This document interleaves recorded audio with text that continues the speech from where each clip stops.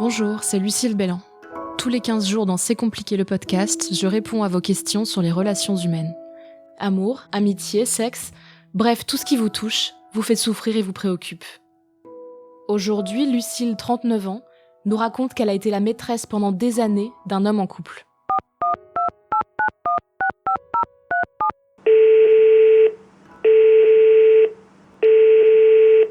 Hello, moi c'est Lucille, j'ai 39 ans.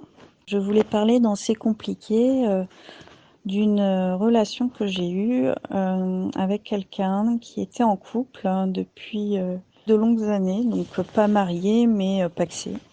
C'est un sujet assez tabou qui est mal perçu, que je ne cautionne pas forcément, mais j'en étais complice. Je parle qu'en mon nom, donc c'est assez subjectif. Donc il faut savoir que comme tout un chacun, je trouvais l'infidélité déloyale et sans intérêt, destructrice. Suite à ma séparation, il y a quelques années, ma vision a complètement changé là-dessus. J'ai pris du recul, j'ai relativisé sur la vie et je me suis rendu compte que l'infidélité, c'était pas forcément la pire des choses. Récemment, j'ai rencontré quelqu'un qui m'a touchée et avec qui je me retrouvais, de la même génération que moi, même âge, et on avait beaucoup de références en commun.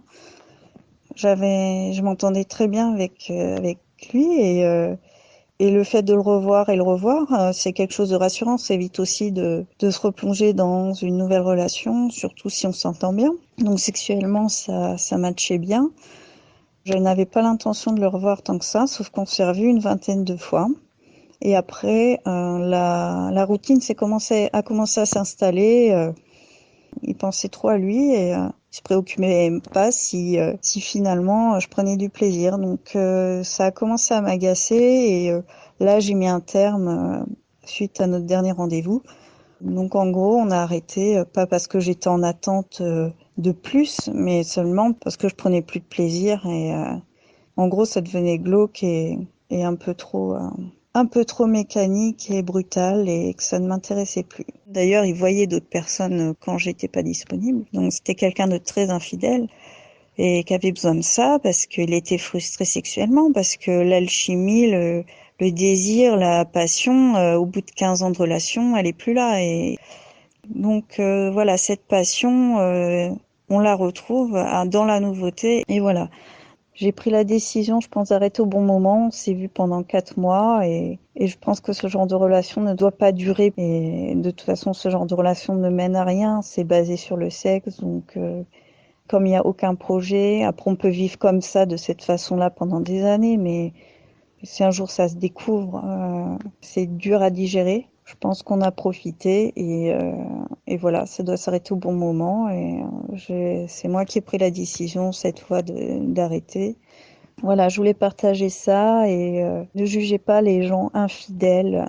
Toutes les situations existent, il y a du bon et du mauvais. Voilà. Tant que les personnes sont correctes entre elles dans leur couple et ne se tapent pas dessus, ne se crient pas dessus, ne s'insultent pas, c'est le plus important, je pense. Chère Lucille, par peur, par sexisme intégré, par méconnaissance ou par bêtise, on juge les maîtresses.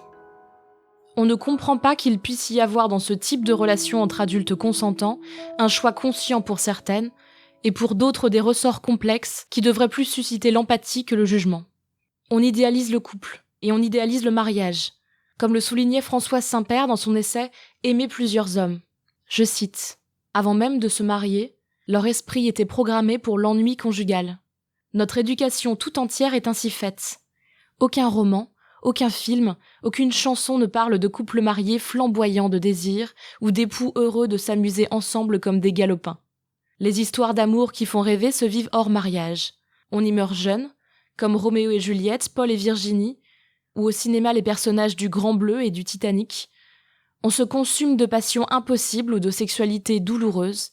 Ces dernières années, quelques films, Vicky Cristina Barcelona, Ceci est mon corps, Closer entre adultes consentants, ont mis en avant une sexualité libre et décomplexée où, est-ce un hasard, l'exclusivité sexuelle n'est plus de mise. Fin de la citation. Je suis convaincue que la monogamie et l'exclusivité sexuelle sont des notions qui enferment les femmes. Les hommes souffrent moins, personnellement et socialement, de transgresser ces règles. Chez les femmes, qu'elles soient l'épouse ou la compagne trompée, ou encore la maîtresse, la relation extra-conjugale a toujours quelque part un goût d'échec personnel. Et tous et toutes sont là pour leur rappeler. Oui, on ne devrait jamais juger les maîtresses et les amants. Je condamne l'infidélité, qui a pour base une rupture de confiance entre deux êtres qui sont censés se respecter et devraient se devoir au minimum l'honnêteté. Mais je ne juge pas ceux et celles qui se retrouvent à vivre ces aventures souvent cachées. Dans un temps pas si lointain, et c'est encore le cas dans d'autres cultures, les maîtresses ont été les accessoires d'une réussite sociale et professionnelle. Et on les opposait aux épouses. Les femmes ont ainsi été divisées pour asseoir le pouvoir des hommes. Il est temps d'en finir avec ça. Je suis une épouse, je suis une maîtresse, je suis une femme qui aime, qui a des désirs et qui veut vivre. Je suis une femme qui demande à ce qu'on cesse de la juger sur des éléments anecdotiques de sa vie. Je réclame ce droit pour moi, mais aussi pour mes filles, pour les autres femmes, pour vous aussi, Lucille. Vous avez vécu cette situation et vous l'avez appréciée. Vous en avez pris ce qui vous convenait avant de la stopper. Je salue votre courage et votre force. Continuez d'être une femme libre.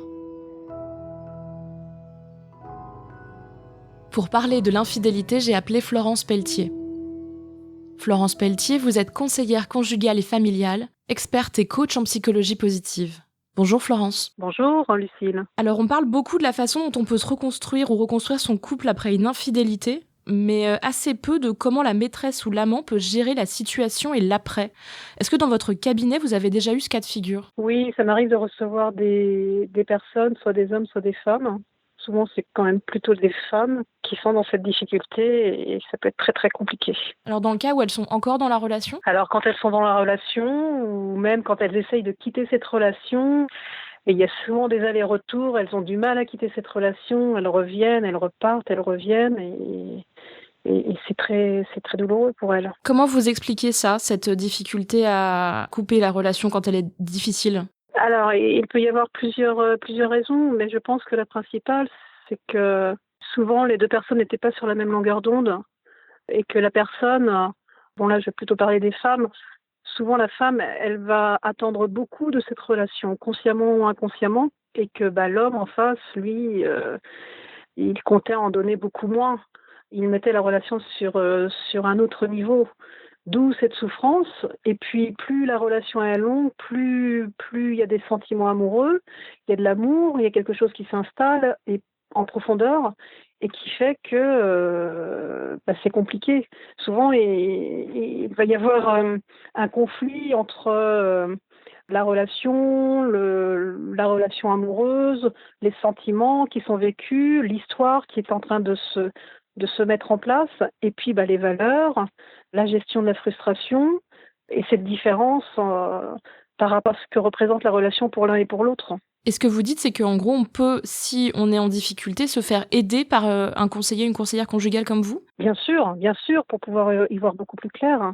Voir un petit peu ce qui se passe dans la relation et quels sont les enjeux. Alors, je parle pas des amants, donc les hommes qui, à cause du sexisme dans notre société, ne sont pas jugés pareil, mais est-ce que vous avez une idée de pourquoi on stigmatise autant les maîtresses ? Oui, parce que elle est un peu considérée comme la méchante, celle qui va briser le couple, alors que l'homme, il est complètement responsable de la porte qu'il ouvre ainsi, et puis l'engagement qu'il ne tient pas envers sa femme. Mais il y a aussi, il y a souvent cette stigmatisation par rapport à la femme. C'est de la faute de la femme, alors que l'homme, lui, voilà quoi. L'homme, on lui pardonne beaucoup de choses. Quel conseil vous auriez à donner concrètement à une personne qui vient de traverser cette rupture et qui serait donc la maîtresse ? Prendre soin d'elle, se reconnecter à ce qui lui fait du bien dans la vie, se reconnecter à ses amis, prendre soin de son estime de soi. Souvent, son estime de soi, elle peut chercher dans une relation à conforter son estime de soi, augmenter son estime de soi et peut-être rechercher une réponse à cette estime de soi, un peu comme si elle demandait à travers cette relation, mais est-ce que je suis digne d'être aimée et même peut-être plus que la vraie femme, la vraie épouse. Il peut y avoir quelque chose de cet ordre-là, pas forcément dans toutes les relations, mais il peut y avoir ça. Et comme il peut y avoir également beaucoup de frustration, l'estime de soi en prend un sacré coup. Et là, c'est important là, de se reconnecter à ce qui lui fait du bien, à ce qui est important pour elle, vraiment se reconnecter aussi à ses amis et faire des choses pour elle. Se retrouver finalement, parce qu'elle peut se perdre dans cette relation. Oui, parce que vous pensez que ça peut être vraiment plus difficile à gérer comme type de rupture ? Alors, ça peut être difficile à gérer parce que la plupart du temps, elle est secrète. Donc, on n'en parle pas ou très peu. Quand il y a une rupture liée, par exemple, à un divorce ou une séparation, les proches le savent et peuvent accompagner.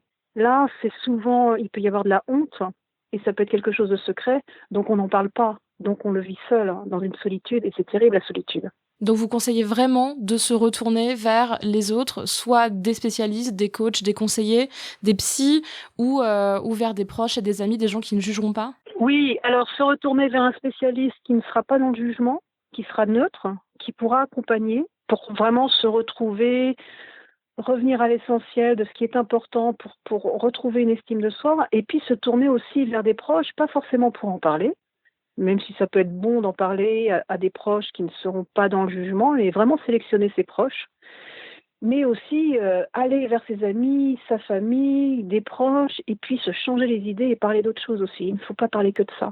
Mais voilà, ne pas se focaliser que là-dessus, mais aussi voilà, retrouver le goût dans des activités, dans du sport, dans de la culture, retrouver le goût d'autre chose.